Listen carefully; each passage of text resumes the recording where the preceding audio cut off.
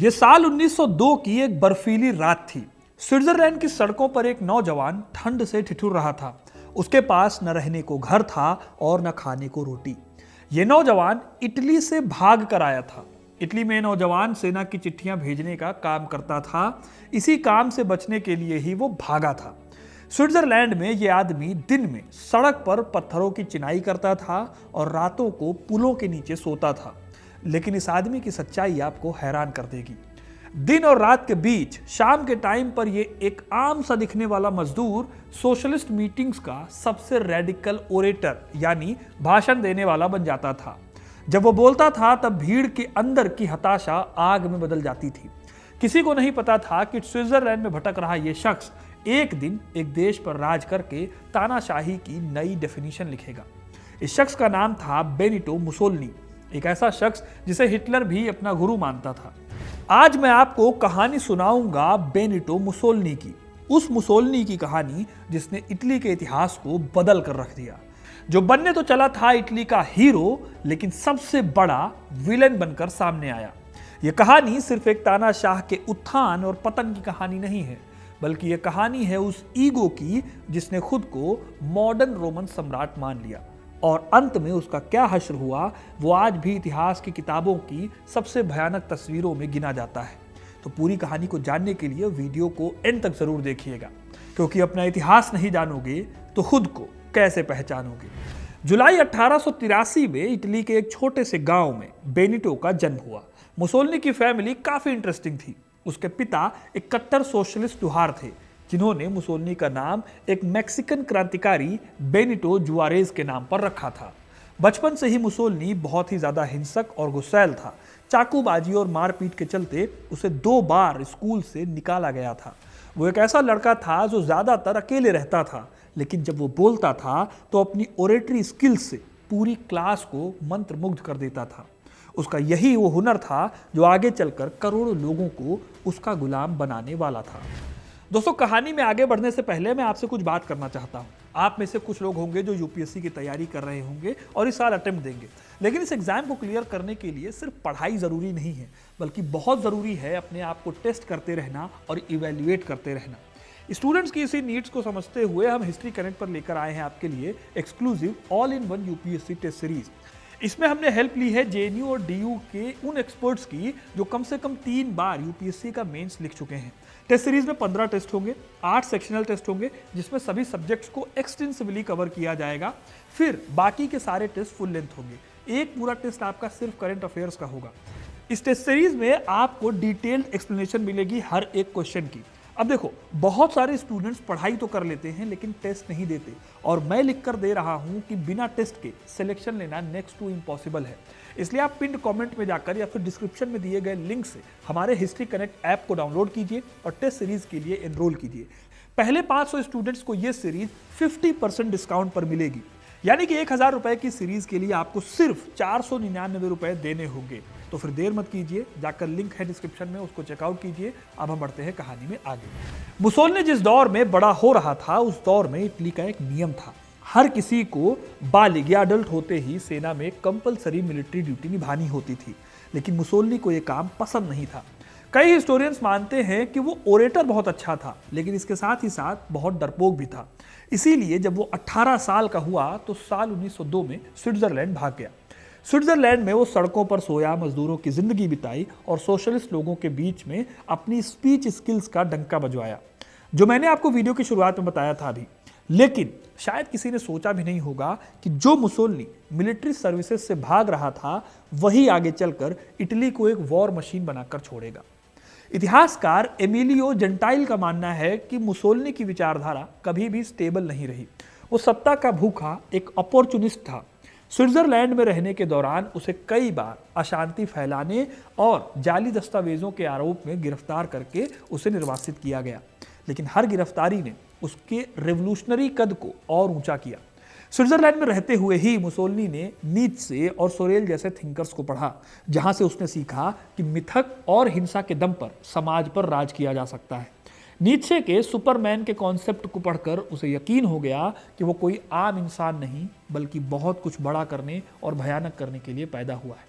Vilfredo Pareto के lecture सुनकर उसने सीखा कि कैसे एक छोटा सा एलीट ग्रुप पूरी भीड़ पर राज कर सकता है। इन सभी थिंकर्स को पढ़कर साल 1904 में जब वो इटली लौटा तो पत्रकारिता को उसने अपना हथियार बनाया। बहुत जल्द वो सोशलिस्ट अखबार अवांती का एडिटर बन गया। यहां उसके आर्टिकल्स ने अखबार को खूब तरक्की दिलाई, लेकिन इसी अखबार की वजह से उसकी लाइफ का सबसे बड़ा टर्निंग पॉइंट भी आने वाला था। 1914 में जब पहला वर्ल्ड वॉर शुरू हुआ तो मुसोलिनी की लाइफ चेंज हो गई। सोशलिस्ट पार्टी इस जंग में इटली के शामिल ना होने के फेवर में थी, लेकिन मुसोलिनी ने इस बात को क्रिटिसाइज करते हुए एक आर्टिकल लिखा जिसमें उसने लिखा कि इटली को ब्रिटेन और फ्रांस के साथ खड़े होकर लड़ना चाहिए। इस तरह उसने अपनी पार्टी के सिद्धांतों को ठुकरा दिया और जंग को सपोर्ट कर दिया। यह एक तरह का आइडियोलॉजिकल विश्वासघात था। रिजल्ट यह हुआ कि मुसोलिनी की नौकरी और उसकी पार्टी दोनों ही उससे छीन लिए गए। लेकिन मुसोलिनी के लिए यह अंत नहीं था, बल्कि एक नई शुरुआत थी। इसके बाद मुसोलिनी ने एक नया अखबार निकाला, नाम रखा इल पोपोलो डी इटालिया, यानी इटली के लोग। आरजेबी बॉसवर्थ बताते हैं कि इस अखबार की फंडिंग चोरी छिपे फ्रांस और ब्रिटेन से ही कराई जा रही थी, जो चाहते थे कि इटली मित्र राष्ट्रों की ओर से युद्ध में कूदे। यहां से मुसोलिनी की आइडियोलॉजी क्लास स्ट्रगल से राष्ट्रवाद की ओर शिफ्ट हो गई। अब उसकी लड़ाई मजदूर और मालिकों के बीच के क्लास स्ट्रगल की लड़ाई नहीं थी, बल्कि प्रोड्यूसर और पैरासाइट नेशंस के बीच की लड़ाई में बदल गई। फिर जो मुसोलिनी जंग में शामिल होने से डरता था, उसने जंग के दौरान खुद सेना में सेवा दी और घायल होकर वापस लौटा। इससे उसकी इमेज इटली में एक वॉरियर या योद्धा वाली बन गई और ज्यादा स्ट्रांग भी हो गई। इन सभी कामों ने उसे धीरे धीरे एक पॉपुलर लीडर बना दिया। लेकिन इसी बीच इटली और मुसोलिनी के साथ एक धोखा हो गया। जब वर्ल्ड वॉर खत्म हुआ तो इटली विनिंग टीम में था, लेकिन इसका कोई फायदा उसे नहीं मिला। वर्साय की संधि में उसको वो जमीन और वो रिस्पेक्ट नहीं मिली जिसका वादा किया गया था। ऊपर से जंग के चलते इटली में बेरोजगारी और महंगाई आसमान छू रही थी। इसके चलते रूस की क्रांति के बाद इटली में भी कम्युनिस्टों का डर फैल रहा था। मुसोलिनी ने इसी डर और इसी अपमान को अपना फ्यूल बनाया। 1919 में ही मिलान शहर के एक हॉल में उसने फैसी इटैलिनी दी कॉम्बिटिमेंटो की स्थापना की। यहीं से फांसीवाद निकला, जिसका प्रतीक था फैसिस। फैसिस असल में प्राचीन रोमन लकड़ियों का एक गट्ठा होता था जिसमें कुल्हाड़ी बंधी होती थी। ये एकता और ताकत दोनों का प्रतीक था। मुसोलिनी ने अपने सपोर्टर्स को काले रंग की शर्ट पहनाई, जिन्हें द ब्लैक शर्ट्स कहा गया। ये लोग पूर्व सैनिक होते थे और बेरोजगार लोग थे जो हिंसा में यकीन रखते थे। ये सड़कों पर निकलते, कम्युनिस्ट और सोशलिस्ट लोगों को बेरहमी से पीटते, उन्हें कैस्टर ऑयल पीने पर मजबूर करते और उनके दफ्तर जला देते। इस बीच पुलिस और आर्मी अक्सर चुपचाप तमाशा देखती रहती थी, क्योंकि वो खुद कम्युनिस्टों से डरते थे। तो अगर आप देखो तो मुसोलिनी एक बहुत ही चालाक खेल खेल रहा था। एक तरफ उसकी सेना थी जो हिंसा करके माहौल को खराब कर रही थी, वहीं दूसरी तरफ वो अपने आप को सिस्टम को सुधारने वाला एक अकेले लीडर की तरह दिखा रहा था। उसने अमीर जमींदारों और चर्च को यह यकीन दिलाया कि सिर्फ वही उन्हें रेड टेररिज्म यानी लाल आतंक से बचा सकते हैं, यानी कम्युनिस्टों के आतंक से। इन सब घटनाओं के बीच अक्टूबर 1922 को मुसोलिनी ने मार्च ऑन रोम शुरू किया। हजारों ब्लैक शर्ट्स रोम की तरफ बढ़ रहे थे। हथियारों से लैस और आंखों में गुस्सा लिए ये लोग कुछ भी करने पर उतारू थे। इतिहासकार बोसवर्थ इसे एक ग्रेट ब्लफ कहते हैं, क्योंकि मुसोलिनी के पास इतनी ताकत नहीं थी कि वो आर्मी का मुकाबला कर सके, लेकिन उसका साइकोलॉजिकल दबाव, साइकोलॉजिकल प्रेशर काम कर गया। राजा विक्टर इमैनुअल थर्ड, जो अपने ही जनरल्स की वफादारी पर शक करते थे, वो उसकी हरकत से बुरी तरह डर गए। उन्होंने पीएम को हटाकर सिर्फ 39 साल के बेनिटो मुसोलिनी को सरकार बनाने का इनविटेशन दे दिया। मुसोलिनी इटली की हिस्ट्री का सबसे जवान पीएम बना और यह सत्ता उसने डर पैदा करके हासिल की थी। सत्ता मिलते ही मुसोलिनी ने वही किया जो एक तानाशाह करता है, अपनी गद्दी को बचाए रखने की हर संभव, हर पॉसिबल कोशिश। उसने 1923 में एसर्बो कानून शुरू किया। इससे सबसे बड़ी पार्टी को संसद में 2/3 सीटें मिलने का रास्ता साफ हो गया। यह कानून सबसे ज्यादा वोट पाने वाली पार्टी को ऑटोमेटिकली 2/3 सीटें दे देता था। इसके बाद 1924 में एक सोशलिस्ट नेता गियाकोमो मेंटोटी ने जब मुसोलिनी की पोल खोलने की कोशिश की तो उसको किडनैप कर लिया गया और कुछ दिन बाद उसकी लाश एक कब्र में मिली। इस मौत के चलते एक कोहराम मचा पूरी इटली में और विपक्ष ने देश की संसद को छोड़ दिया। लेकिन जनवरी 1925 में मुसोलिनी ने एक मास्टर स्ट्रोक खेला।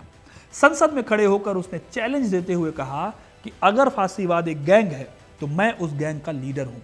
अगर हिंसा की ज़रूरत है तो मैं उसकी जिम्मेदारी लेता हूँ। इस एक भाषण ने इटली के बचे खुचे डेमोक्रेसी को कुचल कर रख दिया। आगे जो कुछ भी होना था वो सब तानाशाही का एक बहुत ही क्रूर चैप्टर था। 1925 के बाद मुसोलिनी इल ड्यूस बन गया। अब इटली में कानून माने मुसोलिनी की इच्छा था। उसने अपनी एक सीक्रेट पुलिस बनाई जिसका नाम ओवरा था। ये पुलिस हर एक घर, हर एक कैफे और हर दफ्तर पर नजर रखती थी।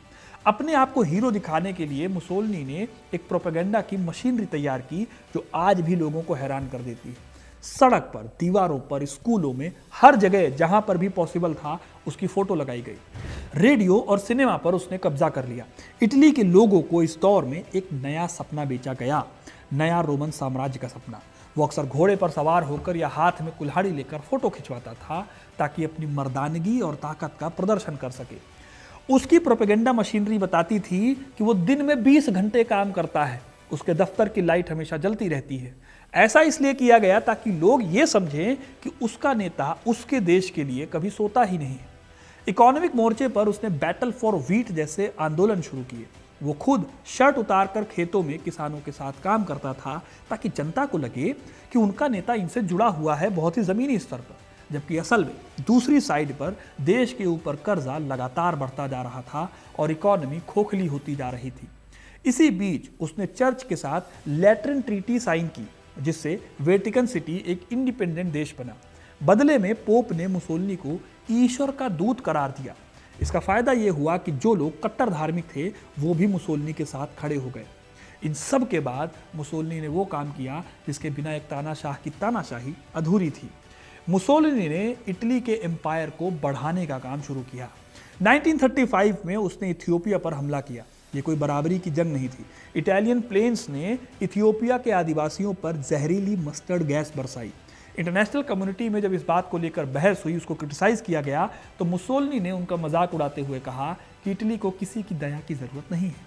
उसने इथियोपिया, इरिट्रिया और सोमालिया को जीतकर उसको मिलाकर इटालियन ईस्टर्न अफ्रीका की घोषणा की।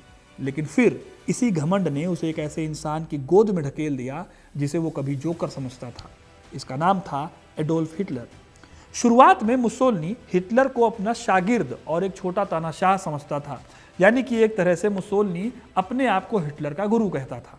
1934 में जब हिटलर ने ऑस्ट्रिया को हड़पने की कोशिश की तो मुसोलिनी ने बॉर्डर पर सेना भेजकर उसको रोक दिया था। लेकिन इथियोपिया की जंग के बाद जब दुनिया ने इटली का बायकॉट कर दिया तो दूसरा तानाशाह हिटलर ही एक ऐसा दोस्त बचा था जिसने उसको सपोर्ट किया। इस तरह से 1936 में दो तानाशाहों के बीच में रोम बर्लिन एक्सिस बना। 1938 में हिटलर के रोम दौरे के दौरान मुसोलिनी उसकी मिलिट्री पावर को देखकर दंग रह गया।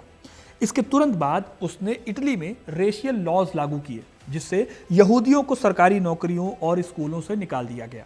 यानी एक तानाशाह की नफरत दूसरे तानाशाह के पास ट्रांसफर हो गई। मुसोलिनी कोई जन्मजात यहूदी नहीं था, इतिहासकार ऐसा कहते हैं, लेकिन हिटलर को खुश करने के लिए और जर्मनी के साथ अपने टाइज को मजबूत करने के लिए उसने अपने ही देश के नागरिकों के साथ विश्वासघात किया। फिर जब 1939 में दूसरा वर्ल्ड वॉर शुरू हुआ तो मुसोलिनी कैसे पीछे रहता। लेकिन मुसोलिनी की सिचुएशन काफ़ी कॉम्प्लेक्स थी इस वर्ल्ड वॉर में। उसे जंग तो लड़नी थी लेकिन उसके पास जर्मनी की तरह ना तो मॉडर्न टैंक थे, ना ही उसकी आर्मी के लिए रसद थी। उसके विदेश मंत्री और उसके दामाद काउंट सियानो ने अपनी डायरी में लिखा था कि मुसोलिनी को पता था कि इटली 1942 से पहले जंग के लिए तैयार नहीं हो पाएगा, लेकिन जब उसने देखा कि हिटलर ने फ्रांस को कुछ ही हफ्तों में घुटनों पर ला दिया तो उसे लगा कि अब उसे भी अपना हिस्सा लेना चाहिए। उसने अपने जनरल से कहा था, मुझे बस कुछ हजार लाशें चाहिए ताकि मैं शांति वार्ता की मेज पर विजेता के रूप में बैठ पाऊं। इस तरह जून 1940 में इटली यानी कि मुसोलिनी ने जंग में छलांग लगा दी। लेकिन उसका ये फैसला उसकी लाइफ का सबसे महंगा और शायद आखिरी सबसे खराब फैसला साबित होने वाला था। इटली की सेना जहां भी गई उसे शर्मनाक हार का सामना करना पड़ा। ना तो अच्छे हथियार थे और ना ही रसद अच्छी थी। ग्रीस के ऊंचे और बर्फीले पहाड़ों में इटली के हजारों सैनिक ठंड और दुश्मन की गोलियों से मारे गए। उत्तरी अफ्रीका में ब्रिटिश आर्मी ने कुछ ही दिनों में हजारों इटालियन सैनिकों को बंदी बना लिया। 1943 आते आते इटली के लोग मुसोलिनी के प्रोपेगेंडा से ऊब चुके थे। सड़कों पर खाना नहीं था, शहरों पर रोज बमबारी हो रही थी और सबसे बड़ी बात, इटली जीत भी नहीं रहा था, यानी हर तरफ से नुकसान हो रहा था आम आदमी का। फिर 1943 में जब एलाइज ने सिसिली की धरती पर कदम रखा तो मुसोलिनी का किला ढह गया। 24 जुलाई 1943 की रात फांसीवादी शासन की आखिरी रात साबित हुई। फांसीवादी ग्रैंड काउंसिल की बैठक में मुसोलिनी के अपने ही वफादारों ने उसके खिलाफ अविश्वास प्रस्ताव पारित कर दिया। अगले दिन जब वो राजा से मिलने गया तो उसे उम्मीद थी कि शायद राजा उसे बचा लेंगे, लेकिन राजा विक्टर इमैनुअल ने कहा, बेनेटो, अब इटली तुम्हें और बर्दाश्त नहीं कर सकता। उसे महल के बाहर ही गिरफ्तार कर लिया गया और एक एम्बुलेंस में डालकर नजरबंद कर दिया गया। इटली की सड़कों पर लोग मुसोलिनी की मूर्तियों को गिरा रहे थे और जश्न मना रहे थे, लेकिन हिटलर अपने पुराने दोस्त को इतनी आसानी से नहीं छोड़ सकता था, खासकर तब जब नॉर्दर्न इटली में एक बफर स्टेट की जरूरत थी। सितंबर 1943 में जर्मन कमांडो ऑटो स्कोर्जनी ने एक बहुत ही ब्रेव रेड की और मुसोलिनी को छुड़ा लिया, लेकिन मुसोलिनी अब एक आजाद नेता नहीं रह गया था। उसकी पहले जैसी बात नहीं थी, वो अब हिटलर की कठपुतली बन चुका था। उसने उत्तरी इटली में सालो रिपब्लिक की स्थापना की, जो पूरी तरह से जर्मन एसएस के कंट्रोल में था।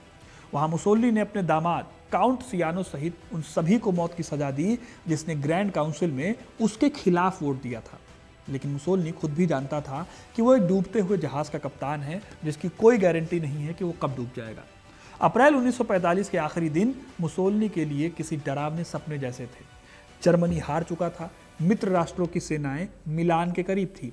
25 अप्रैल को मुसोलिनी ने आखिरी समझौता करने की कोशिश की, लेकिन जब उसे पता चला कि जर्मन आर्मी भी पहले ही सरेंडर की बात कर रही है तो वो पूरी तरह से टूट गया।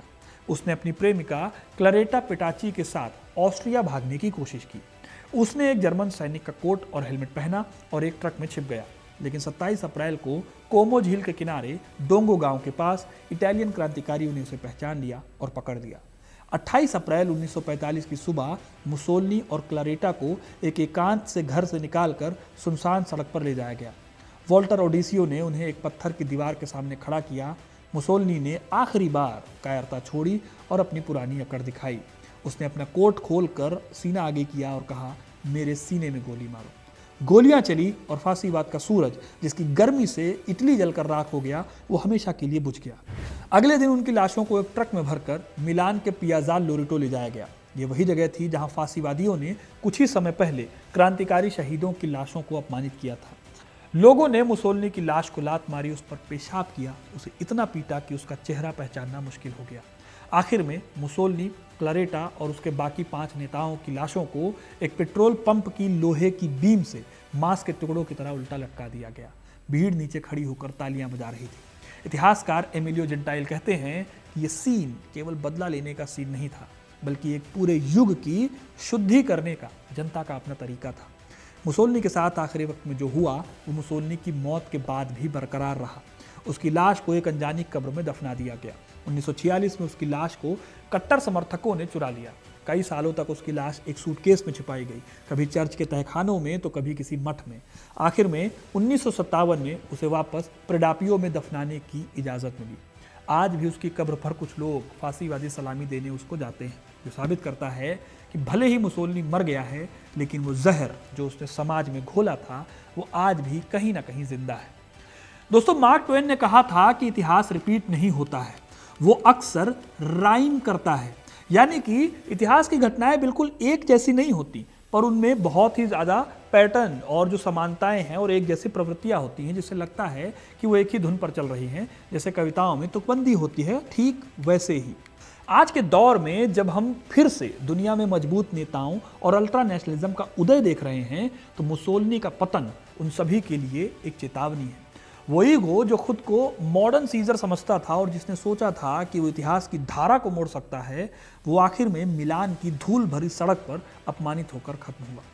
दोस्तों, ये थी कहानी मुसोलिनी की। आपको ये कहानी कैसी लगी कमेंट करके ज़रूर बताइएगा। वीडियो को लाइक और शेयर करना ना भूलें और ऐसी इंटरेस्टिंग कहानियों के लिए, इतिहास से जुड़े रहने के लिए हिस्ट्री कनेक्ट को सब्सक्राइब जरूर करें।